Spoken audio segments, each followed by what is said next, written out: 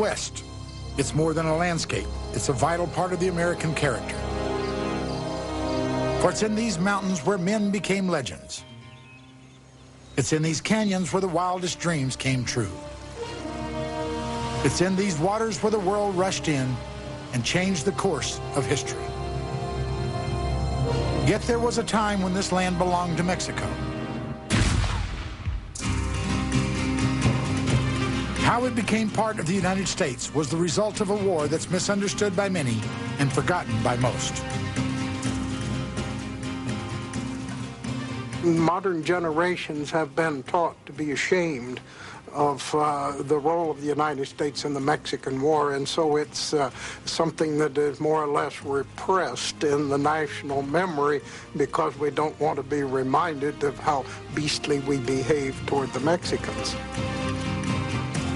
Mexicans have and still refer to the war as the North American invasion, but the point is not who was right and who was wrong in the war. It was a watershed in the growth and development of Mexico's nationalism. When people discuss the Mexican War, they tend to couch it in terms like it's the dress rehearsal for the Civil War, and that's true. Yet, even if the southern states had never made their bid for independence, the Mexican War would have been a milestone in American history, an event that needs to be understood within the context of its own time and place. The Mexican War is significant in its new ground that it breaks for the American people. This is the first war our regular professional army got to test itself. It's the first time the United States successfully invades a foreign country and maintains a sustained major series of campaigns in that country and eventually occupies that country's capital. It's the first time we use war correspondents that actually report from the seat of war the events and the characters of the war to the American general public. It's the first time that photography is ever used to capture some of the images of the soldiers and the climate of the war. And it's really one of the first wars where there's a great aftermath of writing and reminiscence about the war that is made available to the general public as well.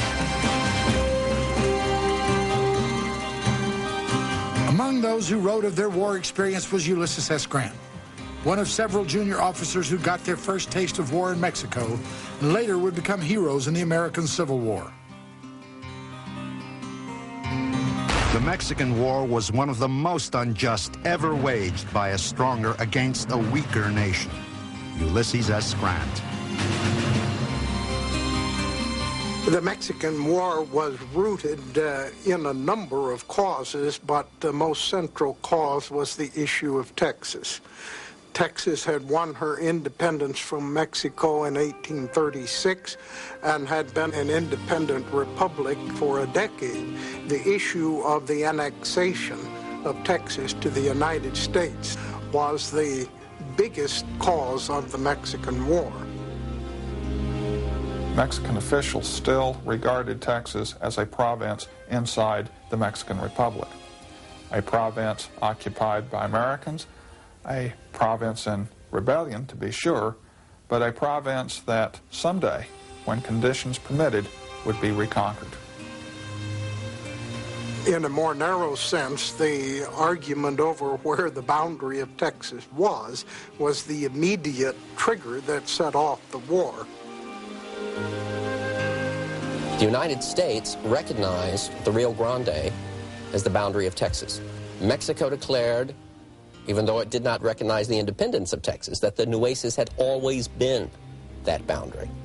Was the boundary of Texas the Rio Grande, or was it the Nueces River to the north? And in this no man's land, Texas and Mexico struggled for possession. The Texas issue and the boundary dispute coincided with America's desire to expand and fulfill its manifest destiny. The slogan Manifest Destiny was coined by a New York newspaper man in the middle 1840s, contemporaneously with the movements toward the Mexican War. Our manifest destiny is to overspread the continent allotted by Providence for the free development of our multiplying millions. John L. O'Sullivan, Democratic Review, July 1845. What better rationale for national expansion than that God commanded it? But it was only a slogan, and it was a slogan only for the expansionists. James K. Polk ran for the presidency in 1844 with manifest destiny as the bedrock of his campaign platform. He was determined to acquire Oregon, Texas, and California. The jewel was San Francisco Bay, recognized as one of the best harbors in the world. The British wanted it, the French wanted it, the Americans wanted it. The Mexicans couldn't hold it. The people of the United States will not willingly permit California to pass into the possession of Great Britain or any foreign monarchy. James K. Polk. While the United States was looking to expand, Mexico was barely holding itself together. Mexico was experimenting with nationhood, and they had experienced political chaos. 14 presidents had assumed office between 1824 and 1844. So I think you have two countries that were very different in their character. And it explains in part the confidence of the United States just before the war. Entire books have been written about the causes of the Mexican War, but the short answer is more a question of physics.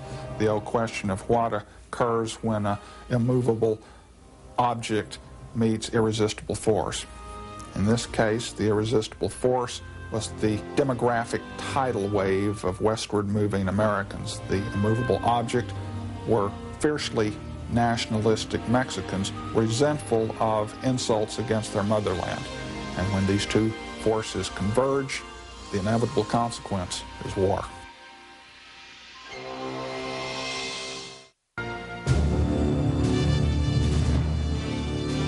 Though the chief causes of the Mexican War were simple enough, the events leading up to the conflict are a bit more complex and controversial.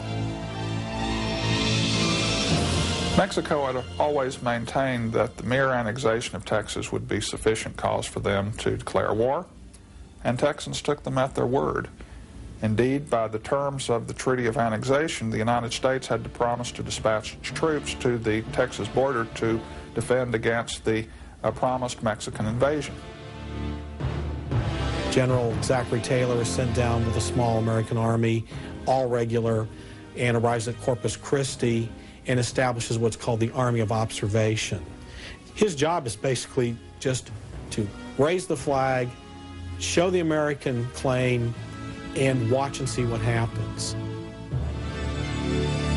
President Polk did not intend a war with Mexico to satisfy his expansionist platform. He truly believed that it was possible to negotiate a settlement of all of the issues that were dividing the United States and Mexico. President Polk appointed John Slidell as a special emissary to go to Mexico and negotiate a settlement of the grievances. Slidell was authorized to pay $3.25 million to the Mexicans to settle the boundary dispute at the Rio Grande River. And he was authorized to pay another $30 million for California and New Mexico. Mexican patriots were outraged. They declared that any government that even negotiated on the question of giving up land to the United States should be immediately overthrown. Slidell was totally frustrated in his mission. We can never get along well with these people until we give them a good drubbing. John Slidell. Polk wanted to recommend a war stance to the Congress and was advised by Secretary of State not to. And basically, what he got back from his advisors was, let the Mexicans make the first move. Polk would make it easy for the Mexicans to make their move. President Polk instructs Taylor to move further south.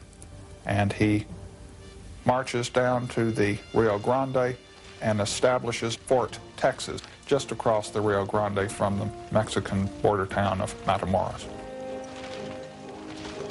It was by this provocative act, historians have since said, that President Polk purposely brought on war. He knew the Mexicans would fight over this territory. Taylor's troops were the bait to bring on an action.